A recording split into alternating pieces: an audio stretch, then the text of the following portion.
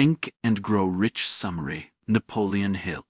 The subconscious mind is the seat of creativity and a tireless servant of the body. Normally, the subconscious is busy keeping us alive and fulfilling basic needs.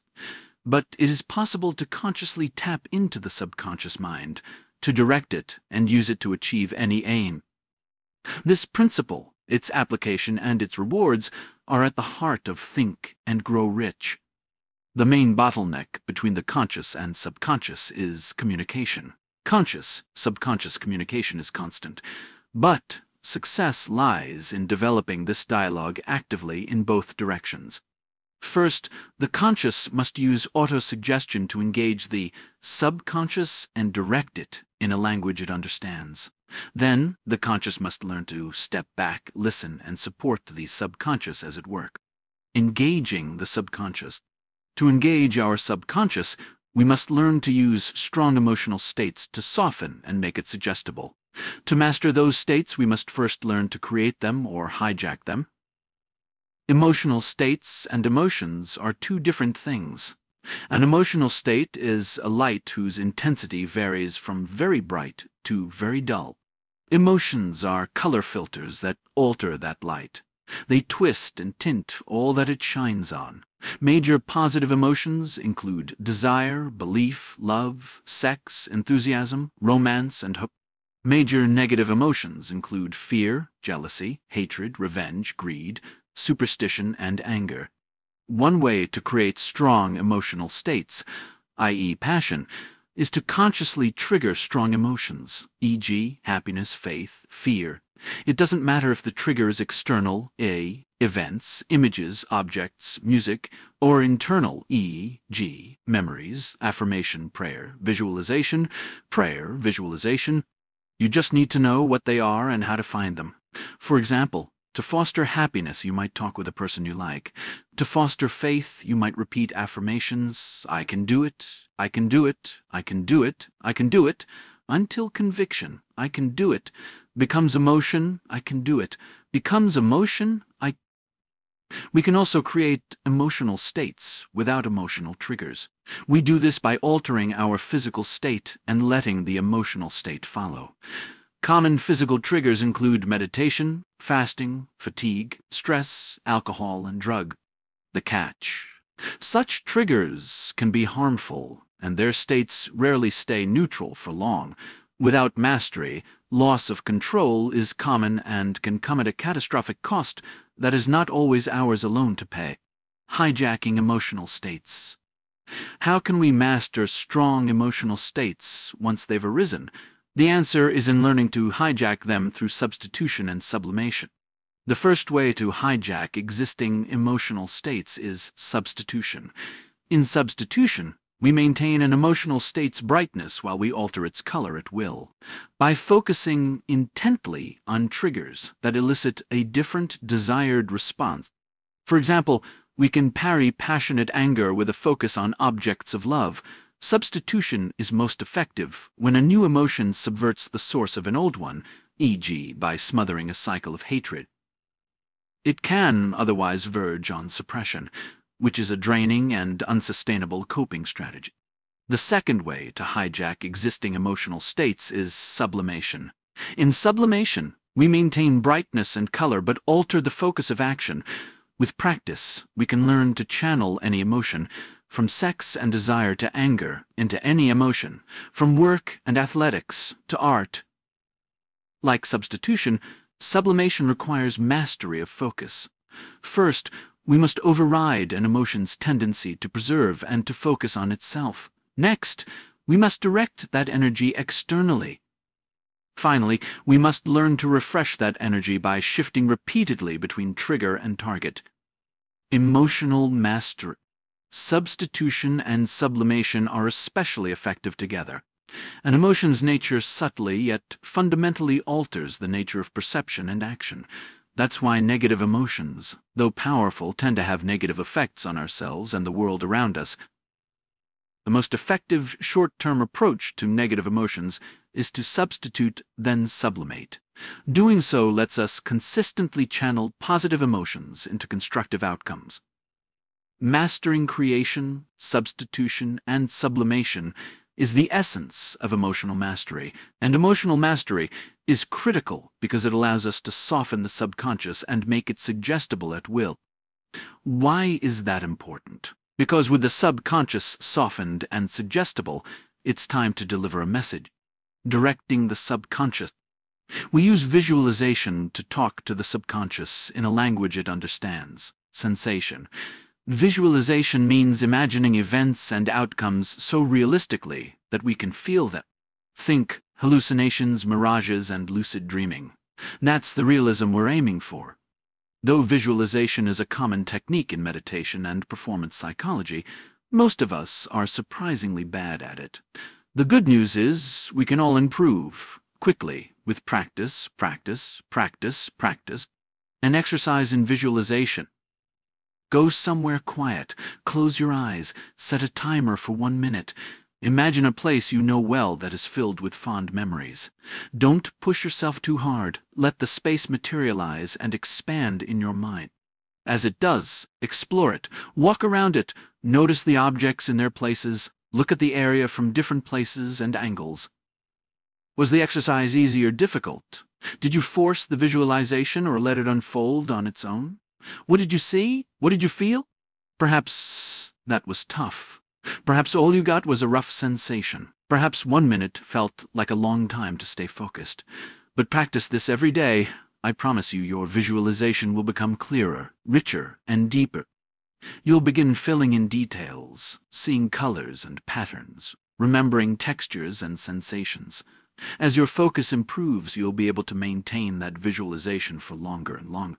Visualizing abstract concepts. The keys to visualization are clarity, detail, and repetition. But that's harder for abstract or imagined concepts like goals and objectives. One way to overcome this is to fix a clear description of those outcomes in writing. This process is not about the words. It's about the images and sensations those words create. It's about making those sensations repeatable. When a talented author writes, the words disappear. You see places and characters, you hear them, you sense them, you feel them.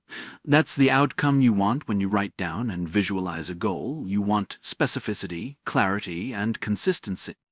When you read the words aloud, you want to see their outcome, to touch it, to feel it. Feel your desire for that goal, heighten your emotional state. Repeat the process again and again until you brand the image in your subconscious. When you read Hill's central 6-step processes yourself, you'll see he hits all of these points. He asks us to write a clear vision of exactly what wealth we want to acquire. He asks us to see and feel ourselves in possession of the money, to run the bills over our fingers, to smell the notes in our hands. He asks us to create a strong emotional state by building an intense and burning desire. That is visualization. That is the route to our subconscious.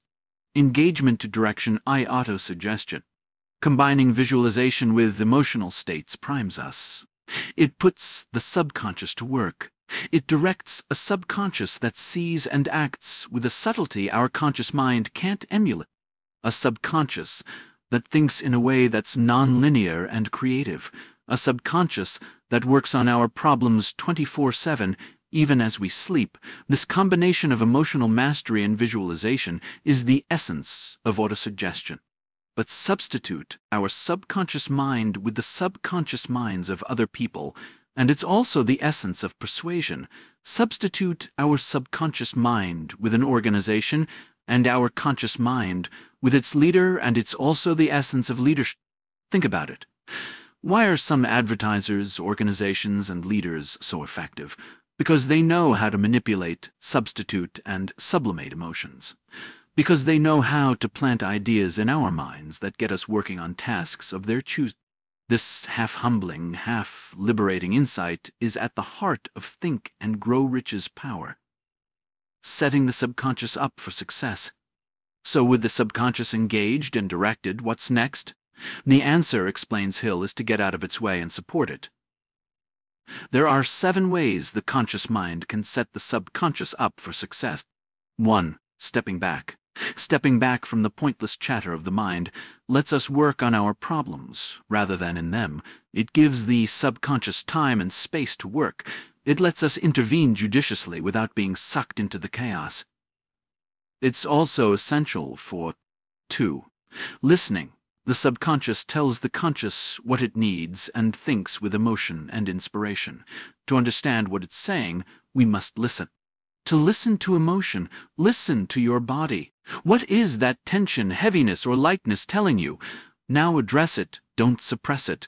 If your thoughts and emotions are in conflict, your emotions are in conflict, your emotions are usually right.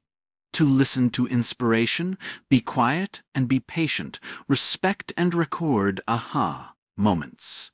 Recreate the conditions that create them. They are gifts from your subconscious and an important ingredient in 3. Problem solving. The conscious mind is excellent at organizing and reorganizing information in sequences and stories. It's especially well suited to working with timing and relationships in activities like planning. One of the most important problems we use the conscious mind to solve is learning. The conscious and subconscious both use and are bounded by knowledge. The subconscious learns effectively from sensation and emotion. The conscious gathers information coded in language and stored in stories and facts. This second type of knowledge is essential. It lets us learn vicariously, transcending the boundaries of personal experience. 4. Training. We are what we repeatedly do, and the subconscious repeatedly does what is habit. The conscious breaks habits by repeatedly intervening in the gap between stimulus and response until a new pattern is trained. This intervention takes self-awareness, imagination, and willpower. For more, try these crunches on the power of habit or the 7 habits of highly effective people. 5. Reassuring. Of all the negative emotions, none rules our subconscious like fear. According to Hill, we mainly fear poverty, criticism, ill health, loss of love, old age, and death. The conscious mind reassures the subconscious, conquering fear through acceptance, belief, and action. Do the thing you fear, and the death of fear is certain. 6. Protecting. Our conscious constantly competes for emotional and subconscious control. Some external influencers are positive, others negative. To protect the subconscious, the conscious mind must understand when and how the subconscious becomes vulnerable. To protect its control, it must then counter negative influences and eliminate their sources from the environment. By far the most important point in this list is the first. Supporting our subconscious starts with listening. Listening to our subconscious starts with stepping back. You may find that difficult. You may not even know what that feels like. Don't worry. Learning when and how to step back is a lifetime of work in itself. For more, I'd strongly recommend starting with Headspace or the Power of Now. For everything else, there is more than enough to get started with in Hill's multitude of step-by-step guides, checklists, and inventory. The Think and Grow Rich methodology. Think and Grow Rich is the best-selling non-fiction book of all time because people buy titles and not the contents of books. In Hill's own words, the major reason why I wrote this book on how to get money is the fact that the world has but lately passed through an experience that left millions of men and women paralyzed with the fear of poverty. Fortunately, Think and Grow Rich delivers on both title and contents.